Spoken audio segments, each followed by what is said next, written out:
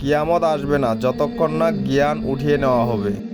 অজ্ঞতা ছড়িয়ে পড়বে, ব্যভিচার ছড়িয়ে পড়বে, মদ পান বেড়ে যাবে, পুরুষরা নারীর মতো সাজবে, নারীরা পুরুষের মতো আচরণ করবে। শেষ সময় মানুষ ইসলাম থেকে দূরে সরে যাবে, মানুষ হারামকে স্বাভাবিক মনে করবে, সত্যিকারের আলেম কমে যাবে, মানুষ মানুষের সাথে পশুর মতো আচরণ করবে, জেনা ব্যভিচার বেড়ে যাবে। এখনও সময় আছে, চলুন সবাই ইসলামের পথে চলে আসি। ভিডিওটি ভালো লাগলে লাইক কমেন্ট শেয়ার করতে ভুলবেন না। এমন আরও হাদিস পেতে চ্যানেলটি সাবস্ক্রাইব করে রাখুন।